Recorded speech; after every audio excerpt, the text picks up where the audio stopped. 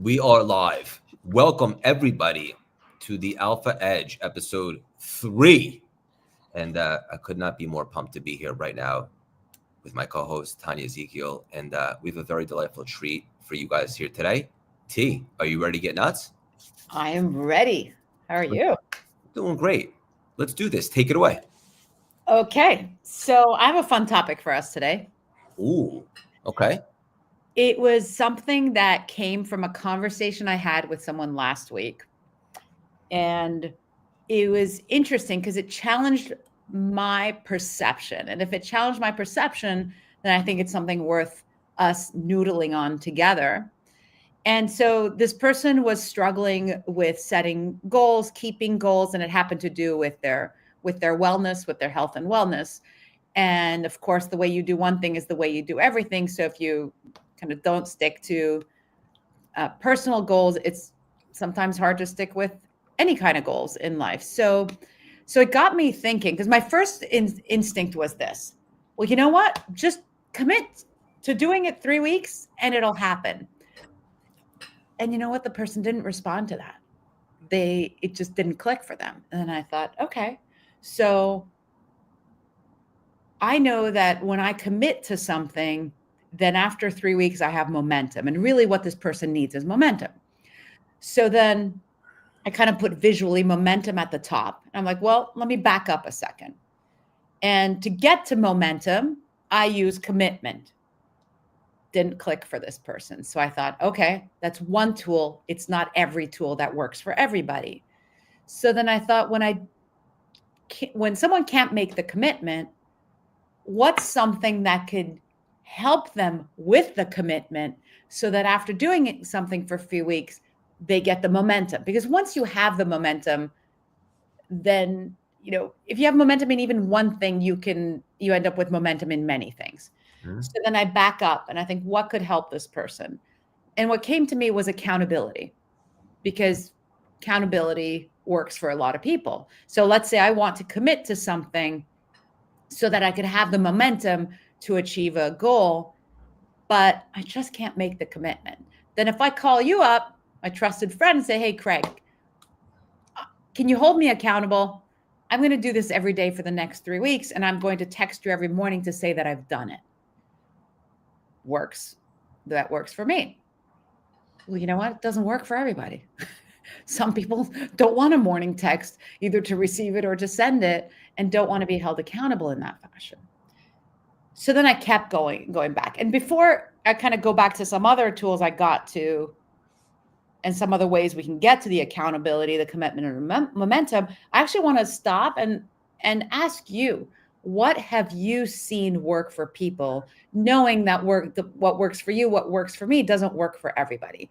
So how do we as coaches get people to that momentum, knowing that not all tools and not all approaches and not all ways of getting there work for everyone? Love it. What's the one thing that we all are yearning for more of? I know you love to talk about this. Energy, right? So we all want more energy. We all desire the energetic feeling we think we'll have once we do or get the thing, right? So when it comes to doing a specific task or activity, if accountability is not going to work, the commitment's not going to work, there's one thing that has to work. Or if not, it's very telling. And that is this: reevaluating why this particular activity is meaningful for you.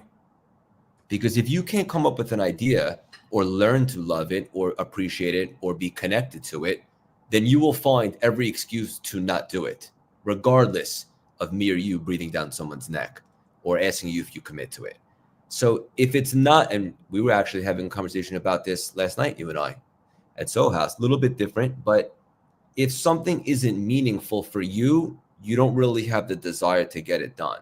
Now, that's not the end all be all, because you can create a new connection to the thing by reevaluating why you're doing it. So for example, let's say you were going to do something that wasn't really that meaningful for you, but it was very meaningful for someone that you cared a lot about. Could you make it meaningful for you because it's meaningful to them?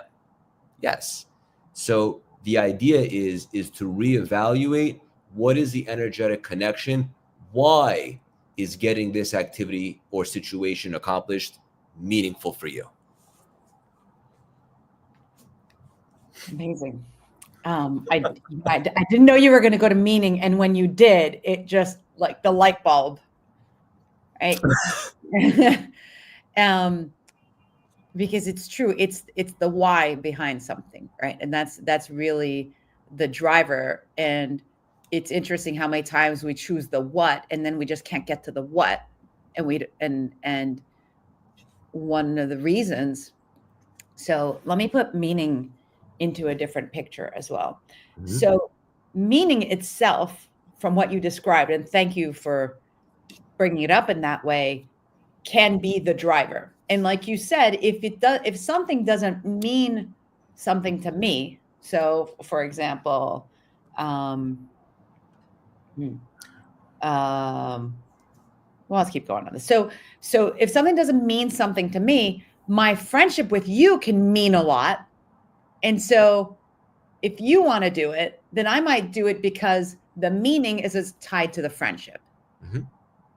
That's the meaning, yeah. Because that's my meaning. So again, it goes to how well do we know ourselves to know why some things we are motivated to do and others we are not. That's lovely. I was going to interject for a second. That is such a key point that you just made, because motivation is fleeting. It's a word that gets thrown around a lot. We know that it's not lasting, but I think a really good indicator to you is when you're doing something, what is the motivation for doing it? And I believe that if you have the right motivation, you will learn to love what you're doing.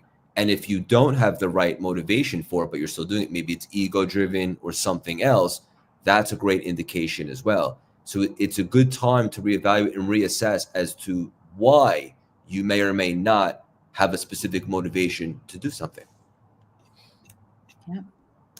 And I think from what you're saying, there's a difference between short-term motivation and lasting motivation, which is where momentum comes in. So when I'm backing out again to this place where if I can find meaning in it, then I may be motivated to do it for a longer period of time. Right? And even more effectively, perhaps. And more effectively. And with more of an alpha edge. With the alpha edge. And it's interesting because meaning comes from associating the thing you're about to do with the values that are important to you.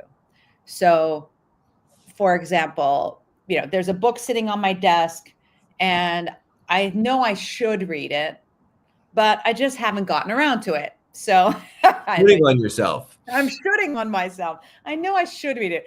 And I said that on purpose because should is one of the most demotivating words you could use. You're not going to get momentum from shooting on yourself. Mm-hmm. Right? But there's a book on my desk. I really should read it, but I'm not. So then I have to ask, well, why aren't I reading this book? And so if I really do want to accomplish the completion of reading this book, then I have to associate it with some meaning, right? So what's valuable to me? Learning. Learning is one of my top values. And you and I even joke around at the end of the day, sometimes we'll get a text saying, I think I overconsumed today, right? It's just because we love to learn. We love to teach. We love to learn. And so if I tie, oh, this book must be read to, I can learn a lot from this book and I love to learn, already that book is moving closer to being center act. If I then say, well, by reading this book, I will learn something that I can then teach people. Now, the importance of the book, I'm much more motivated to read this book because now I know that reading this book means I not only learn something, which is a value to me, but I help somebody else change something that's important to them, which is a double value for me. So to go back to this question of how well do we know ourselves? How well do we know what's important to us? Because if we anchor to a value like learning, teaching, growing, helping somebody, sharing, then now it's no longer something I should do. It's something I can't wait to do. Must do. Must do and must do now. 100%. Beautiful. Yeah. What a great idea and concept for anyone that's maybe finding themselves with a lot of shoulds, or maybe they're questioning why they can't just get themselves to do something. What an opportunity to pause and reevaluate. Why was I even interested in this in the first place? Can I reconnect to it on a bigger level? And then you get that transformation from something I should do to something I must do. Or just maybe you'll realize that you no longer have any connection with that. And that's okay to change your mind. But at least the book won't be sitting on your desk for another 3 months and you've created your own decision about the situation. Absolutely. To be able to look at this book and say, you know what? I don't care. It's not a topic I'm passionate about. I just bought it because everyone's reading this book and it's not something I care about. And I'm just going to give it away, put it on the bookshelf and forget about it. And that's also empowering, is to say no to the things that don't have meaning for you is incredibly valuable. It also goes back to the one thing that you said, is it also preserves our energy for the things that do have meaning to us. Yeah. Beautiful. Because essentially we have finite energy throughout a course of a day, right? So if you're wasting energy on something, that means there's less energy for something else. So I believe if you have something on your desk or something that you've been avoiding, that is occupying some energy because you're probably emotionally thinking about what you should do, getting a little bit mad at yourself for not, creating some sort of wheel of shame and guilt. So by being able to make a decision, you now free up all that extra energy and you can allocate that to something that you will actually get done or something that's more meaningful for you. So valuable, because when you just hit guilt and shame, which are the greatest energy drains. Like it's the biggest leak of your energy can come from guilting yourself for not doing it or shaming yourself for not doing something. And most of us talking here, listening to this, we want so much out of life, right? And there's so much available to us in life, and it all requires our energy and it all generates energy.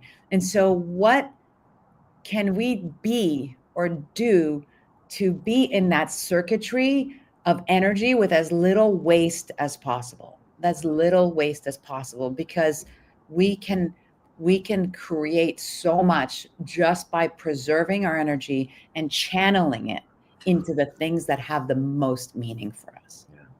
Beautiful. What a good nugget that's universal, anybody can relate to. Something just came through I wanted to ask you. It ties back to what we were speaking about maybe 5 minutes ago in regards to meaning.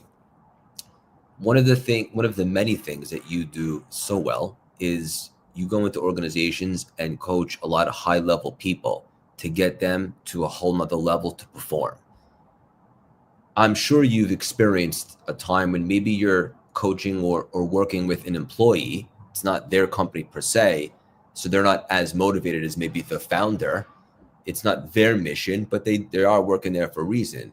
How do you take somebody like that and reconnect them to the overall bigger picture and the bigger meaning of what the whole organization is doing as a whole? I'm curious, is that something that you work on? And if so, is there anything that you can share that might be helpful? Such a great question. What you just asked me is the reason for individuals and companies succeeding. It's also one of the reasons individuals and companies don't succeed. And so the awareness you're asking for is the individual has to be aware of what's meaningful to them. The individual has to be made aware of what's meaningful to the company. And in both of those, there has to be an alignment.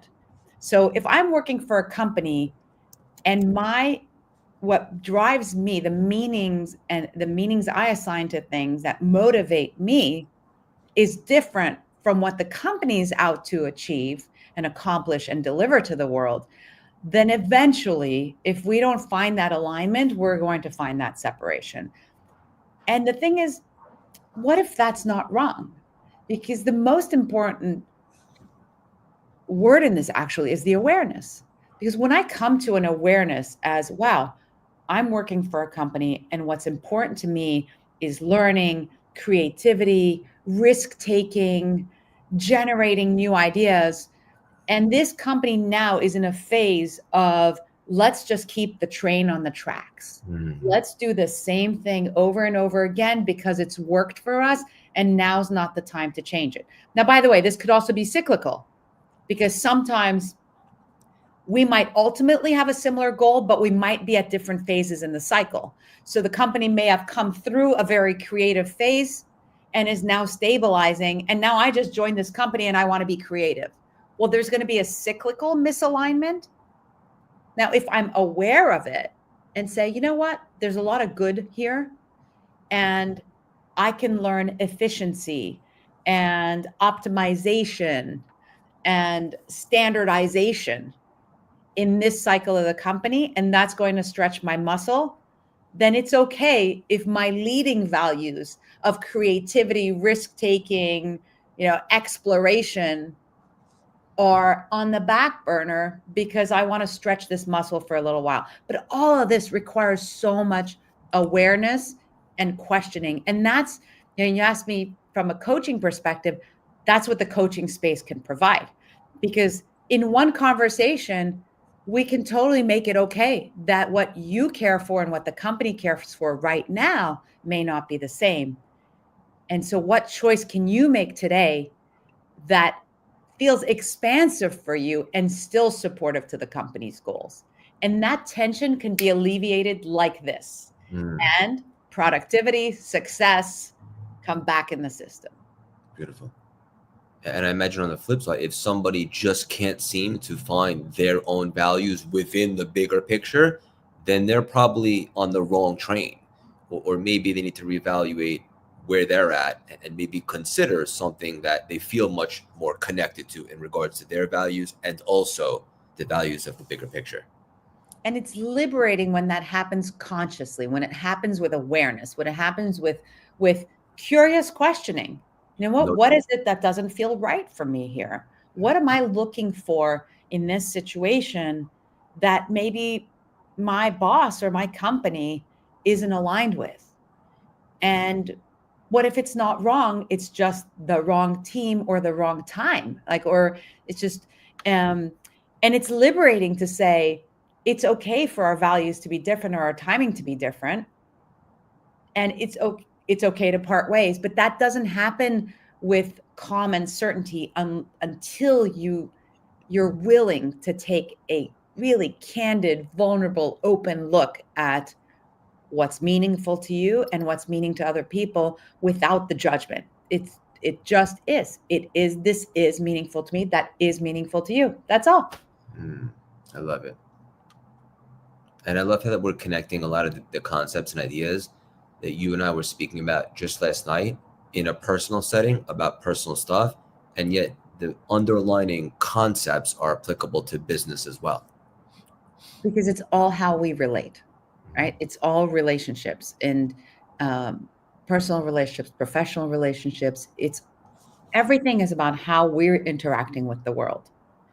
And wherever we are whatever muscles we need to stretch in our development right now are the things that are going to show up in our world. And so to see it as like, okay, this is just a playful time where I have to evaluate what's important to me, and I can be an allowance of what's important to other people, and neither of us need to be judged for it. And that can go for a peer, it can go for direct reports, it can go to your boss, it can go to the company. It applies to anything and anyone you interact with. So good, so helpful, because this is a discussion that is not niche. Anybody can connect to this idea and it can open them up and expand them to something. I'm sure so many people can relate to being a part of something they didn't necessarily feel a connection to, but that doesn't mean that there is no connection, right? Because you can create one, or you could look at it from a different way and the whole situation can change. And if you can't after doing that work, then it's not good or bad. It might be liberating to set yourself free to find something that really jazzes you up. It's honoring. It's honoring yourself, and it's honoring of other people to say, wow, isn't it beautiful to see that I know what's meaningful to me, you know what's meaningful to you, and then we can make a choice of whether we're willing to do the work to align those, or we're just an allowance of our differences and go in different ways. And there's enough material here for a conference for all relationships in our lives. 100%. Yeah. It's beautiful. Yeah. I had something else that was creeping in that I wanted to ask you. I could save it for next time if you had something else, or I can share. I'm good. Let's give it a wrap on what you have next. Since we're talking about energy, and I've been very infatuated with energy as of late. You know why? And the more I learn about it, the more expansive I feel like I'm becoming. It's a really beautiful thing. When you think about leadership and the energy of leadership, you don't have to be a CEO or manage employees to relate to what I'm about to ask you. So there are some people that seem to command a room, right? Like, have you ever noticed that certain leaders, and again, I don't mean a position, just people that as a lifestyle, the way they show up, they don't even have to say much, yet they own the space that they're walking into. What is that? Like, what is that energy that they're commanding when they don't even have to speak to assume as an authority figure? That undeniable presence that seems to just influence people before they even speak. What is that exactly, T? Wow. Presence is such a great topic. And maybe we unpack it further at another time. But this specific question is a really important one to look at. There's many things it can be. First of all, there are, one of the underlying questions, is it authentic presence or is it fabricated for the moment, right? Mm-hmm. So there's a fair debate there on what creates each one. But what I want our audience to really question about themselves is when they enter a room, how aware are they of the impact they can make on other people? Because when someone walks into a room and says, I know that I'm here to contribute and to energize and to support and to spread, to share, whatever it is, that itself elevates the room. And, and I do want to talk about kind of the limiting beliefs at another, in one of our other sessions, because I can fake the entry into a room as much as possible. Eventually, if I don't believe that I can spread energy, that I can impact other people, that I can change their world. And it doesn't have to be it's not from an ego place. If it's from an ego place, it's short-lived. I could come in with dressed really well, shoulders back, chin up, really confident. It won't necessarily be sustainable. And it might be one of those, I can't put my finger on it, but doesn't feel authentic, right? But when we're talking about authentic presence and impact, there's a belief behind it. And whether it's just, I don't like to use the word confidence because it's made up of so many different things, but do I truly believe? And that's what I want to challenge the audience and leave on this note is, how aware am I of my ability to impact people? Oof. And that's the degree to which I'm going to bring that into the room, right? To know with certainty that I have something to offer and I can offer it if I allow myself to be me and I allow them to be them without the judgment, without the pretenses. So I just wanted to really tune in on one specific aspect of that presence with it, which is the knowing that I can impact people. I'm only laughing because our conversations must go deep. Like there's no small talk. There's no, snorkeling. We're going scuba diving every single time. So as a follow-up to what you just said, when someone has that knowing that you just described and how they show up, is there a prerequisite to be able to have that energy and that feeling? Like, do you have to be an expert or have experience in something? Or is that totally an inside job that anybody can cultivate?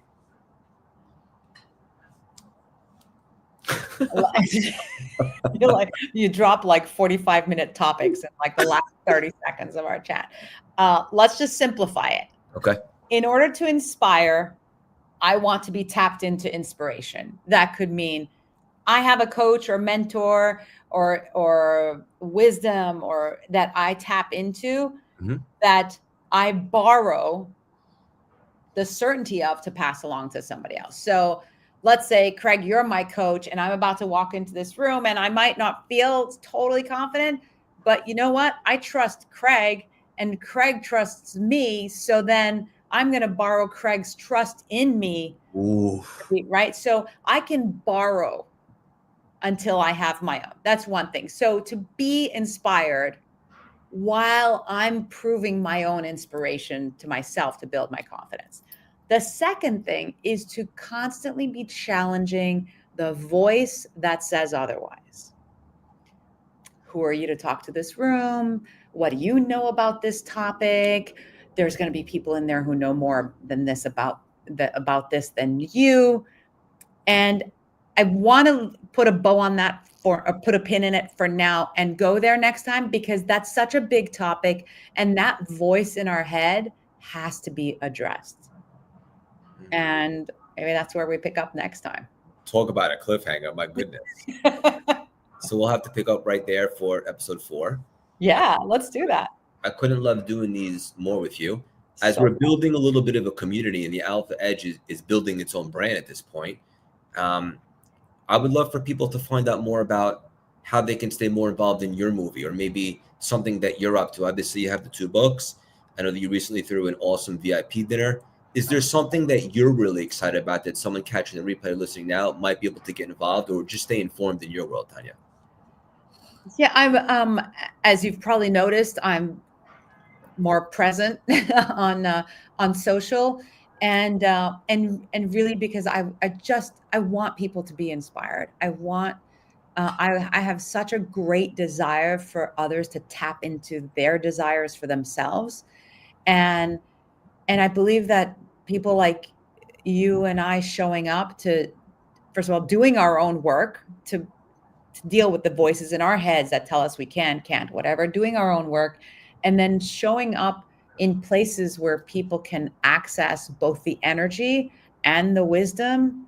I'm more excited about this than anything else right now. I just want people to know what else is possible for them that they never imagined was possible, and anything I can do to light them up or to lead the way or to bring knowledge so they can get to their knowing.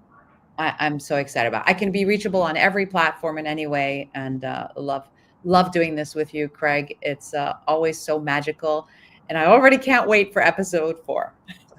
Yeah, unbelievable. Great discussion. I love how we created a little bit of a cliffhanger, and we'll be back for episode 4, and I will see you in person later tonight. See you later. Bye.